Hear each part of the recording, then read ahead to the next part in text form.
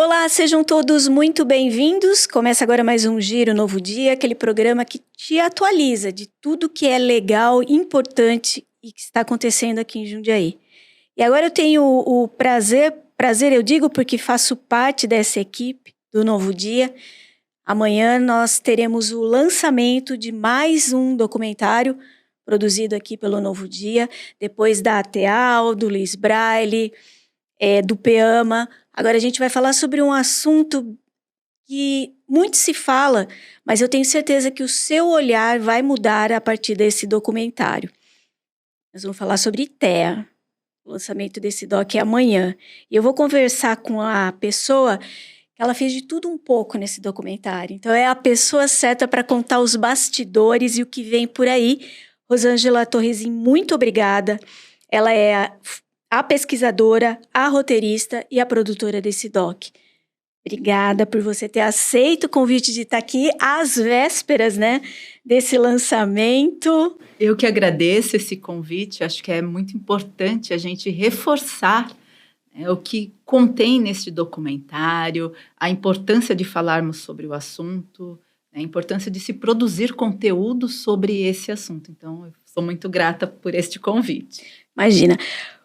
Por que vocês decidiram falar sobre transtorno do espectro autista? Bem, na verdade, a ideia vem de tratarmos de assuntos que estão na sociedade, que a gente convive com eles, mas que às vezes na correria do dia a dia a gente não dedica a atenção que a gente deveria, a gente não tem o cuidado que a gente deveria.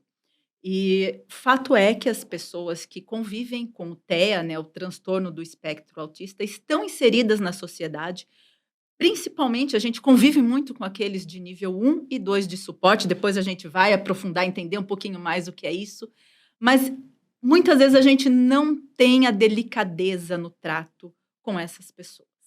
E a gente precisa, se a gente quer falar em inclusão, essa inclusão não pode vir só numa forma teórica em leis. A gente tem que trazer isso para a nossa vida no dia a dia. Então, esse documentário, ele vem realmente para nos sensibilizar, para mostrar o que é você viver, conviver com alguém com TEA e como a gente pode ser mais humano no trato com essas pessoas e com essas questões. Porque um dos maiores problemas que nós enfrentamos é sempre fora da questão, é o preconceito, é a desinformação. Então, esse documentário vem justamente com essa missão também. Escolhido o tema, passa-se a pesquisa, se eu não me engano. Exatamente. Onde que você foi buscar fontes e fontes seguras para poder produzir esse material? A gente parte de uma pesquisa em cima de profissionais da área de saúde, né? A gente vai desde médicos, psicólogos, neuropsicólogos, fonoaudiólogos. Eu fiz muita leitura de artigos científicos, de defesas de tese de mestrado, para entender realmente, não aquela informação que às vezes chega para a gente, que a gente não sabe se é verdadeira ou se não é. Conversando muito com famílias e com pessoas que tiveram um diagnóstico de TEA, algumas delas, inclusive na fase adulta, foram receber o seu laudo. Então, tudo isso nos auxiliou, né, me auxiliou a embasar e a gente escolher a forma de tratar este documentário. Foi uma pesquisa bastante extensa, intensa e que me mostrou também que muitas informações eu ainda não tinha da forma correta. Então, é uma pesquisa que une tudo, une a pessoa que vive com TEA, o familiar que convive com a pessoa que tem TEA, o profissional de saúde. Busquei um pouquinho também informações da legislação para entender essa questão de inclusão e como isso pode e deve funcionar. Então, todo esse embasamento aí necessário para que a gente pudesse começar a montar um roteiro de documentário para a gente gravar. Agora, e o critério para escolha das pessoas que dariam depoimento no doc, Rô? Sim, a gente queria ter uma maior diversidade possível. Por quê? O TEA, hoje ele é tratado como 3 níveis, né? A gente tem 3 níveis que são definidos pelo suporte que a pessoa com TEA necessita para estar inserida na sociedade, para viver o seu dia a dia. Então, a gente queria ter esses 3 níveis ali presentes, porque são realidades diferentes que as pessoas vivem. Queríamos ter crianças, adultos, pessoas que já sabiam desde criança e que hoje estão na fase adulta, ou pessoas que descobriram na fase adulta. Então, nós fomos buscar dentro do município de Jundiaí pessoas que pudessem nos auxiliar, dando seu depoimento a partir da visão daquele que convive ou daquele que vive. E depois, só depois, a gente foi atrás dos profissionais da área de saúde, né, dos profissionais que fazem esse acompanhamento terapêutico e médico para dar este amparo, para fazer toda a questão de apoio para a pessoa com TEA viver de uma forma melhor. Então, nós queríamos uma diversidade muito grande, conseguimos. Estamos muito felizes com todos que aceitaram participar, gravar com a gente. E só a partir daí que a gente definiu mais ou menos como seria a forma de obter este documentário, como seria gravado isso, que é uma forma também um pouco inusitada. Nós acabamos optando, ao invés de fazer uma entrevista com cada um, ir na casa ou chamar para um estúdio, nós combinamos de fazer uma roda, um bate-papo com todas essas pessoas juntas, para que elas pudessem contar as suas histórias, desabafar, dizer dos seus desafios, como foi receber o diagnóstico, como foi notar, né, os primeiros sinais e sintomas de que ali alguma coisa poderia apontar para um diagnóstico de TEA. Então, o documentário ele fica ainda mais rico nessa troca de experiências através de uma primeira roda de conversa. O que também é um desafio, porque você gravar um monte de gente junto falando pede para que a gente faça isso de uma forma muito organizada, que a gente tenha um controle que exigiu da equipe técnica, enfim, da organização de um roteiro para a produção, das próprias pessoas que se dispuseram a gravar com a gente, mas o resultado foi muito bom, superou muito as nossas expectativas. Eu estou super curiosa para assistir esse documentário amanhã. Agora, claro que a ideia do documentário era mostrar o TEA dentro daquilo das pessoas que já estão inseridas, mas o objetivo vai além. Vai Qual? além. Qual é? Porque quando a gente mostra quem está vivendo e convivendo, eu falo vivendo porque as pessoas que têm o diagnóstico, né, têm o laudo, e o parente mais próximo, enfim, as pessoas que são as cuidadoras, a gente está abordando um universo, mas todos nós convivemos. Se não diariamente, pelo menos nós encontramos numa fila de supermercado, nós encontramos numa farmácia, nós encontramos na escola pessoas que têm o transtorno do espectro autista e nós precisamos entender como nós, que somos tidos como típicos, devemos nos comportar. Como é que eu acolho? Como é que eu realmente incluo?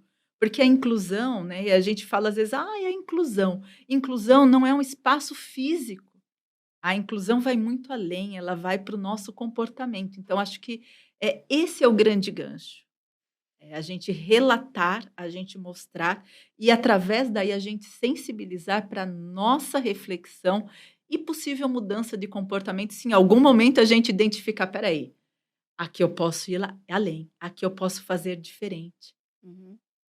E até se auto-observar, porque a gente tem visto cada vez mais pessoas na fase adulta, pessoas que já têm uma colocação profissional, pessoas que já construíram uma família e que se sentem assim não pertencentes de alguma forma a um comportamento tão tido como normal e que vão buscar uma orientação, vão fazer, né, uma investigação e acabam detectando ali que tem um TEA nível 1 e que isso às vezes traz muito alívio. A gente traz isso no próprio documentário. É muito emocionante, né? Não posso dar tanto spoiler aqui, mas a gente vai ver isso. Então, esse documentário vem também para mostrar que tudo bem se tiver um diagnóstico positivo, tudo Hum, bem. É até importante para que você se compreenda melhor e você busque um auxílio e tenha uma melhor qualidade de vida, que acho que é o que todos nós buscamos na sociedade, né, ter uma qualidade de vida boa e se a gente se fecha, às vezes a gente não alcança com isso. certeza. Quanto tempo de trabalho até o grande dia, que será dia 18, amanhã, e quanto tempo teremos de doc? É, trabalho de pesquisa, a gente começou a pensar nesse documentário no ano passado, do meio para o final de setembro, aí começou-se uma pesquisa, essa pesquisa foi se intensificando e nós começamos a pensar em gravação do final de março para o meio de abril. Foi quando fomos atrás das pessoas, enfim, daí foi um processo que eu não fiz totalmente sozinha, mas e começamos a gravar em maio, porque a partir do momento que você fala: "Ah, eu preciso ter ali um representante de nível 3 de suporte, nível 2 de suporte, uma pessoa verbal, outra não verbal", não é tão rápido você encontrar todas essas pessoas e elas estarem dispostas a participar, porque você toca numa ferida muito profunda. Mas desde então, a gente começou em maio as gravações, primeiro com todas essas famílias, depois com profissionais da área de saúde. E estamos aí há praticamente um mês e meio nesse processo mais intenso de gravação, seleção do material, edição, colocando também acessibilidade. Eu acho que esse é um ponto importante da gente destacar. Esse documentário ele vai ficar acessível em libras, ele vai ter a legenda descritiva, para que a gente trabalhe, não é só o tema que vai ser inclusivo, né, o Uhum. próprio documentário, ele tem que ser inclusivo, ele tem que dar acesso a um deficiente, auditivo, visual, enfim, ele tem que ser acessível a todo mundo. Aliás, esse é um cuidado que vocês têm tido, né, na produção Sim, dos sim, todas as documentários. produções, junto ao Novo Dia, a gente tem sempre este cuidado, que a gente não pode falar de inclusão excluindo. De jeito De nenhum. jeito nenhum, a Senão gente não tem é toda essa é é o preocupação. Não faz ex sentido, né, exato. não faz sentido. Então, esse é o processo. E agora a gente estreia amanhã, né, a gente tem uma estreia, mas depois é importante a gente frisar que ele vai ficar disponível no canal do YouTube, né, do Novo Dia TV, para que todos possam acessar. E é importante: "Ah, eu assisti, eu gostei". Passe para mais pessoas. A gente às vezes vê tantas famílias, perdidas, com receio às vezes de: "Ai, será que eu investigo? Será que eu não investigo?". Ou famílias que tiveram um diagnóstico e estão vivendo uma fase que a gente ouviu muito isso, que é a fase de luto, que é Uhum. você entender, porque queira ou não, é um sonho que se transforma um pouquinho, não que vire um pesadelo, mas é um sonho que se modifica. Claro, E isso traz para cada um de nós um processo de repensar, repensar a vida, repensar, a profissão muitas vezes. claro. Porque para cuidar, para dar o amparo, muitas vezes é necessário que você, abdique de algumas coisas pessoais para cuidar daquele ente querido que chegou na família. Então é importante que a gente faça com que isso chegue ao maior número de pessoas. Que conclusão você tirou? Hoje vendo o produto pronto e deve ter assistido algumas vezes, Sim. que conclusão você tira? Que isso veio para me reforçar ainda mais a Hum, certeza de que o problema não está com a pessoa atípica, hum. o problema está com a negação e com o preconceito que a gente ainda tem na sociedade, né. A gente fala muito hoje: "Ah, mas, a pessoa ela pode se identificar com um cordão".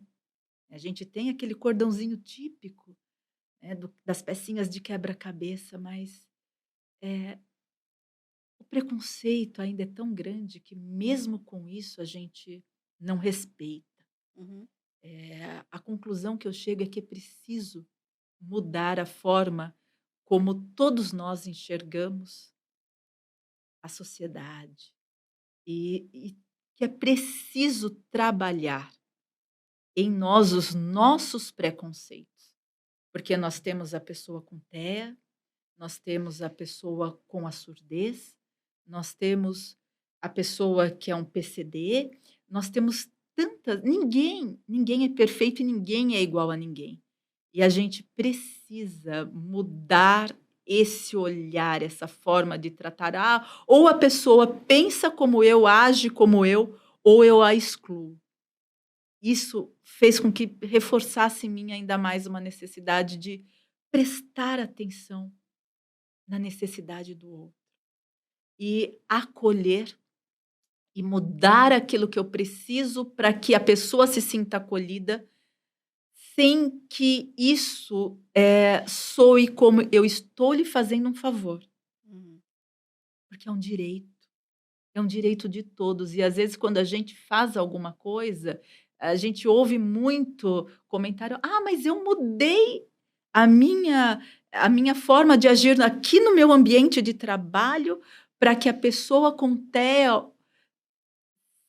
faça parte. Não, nós não estamos fazendo um favor.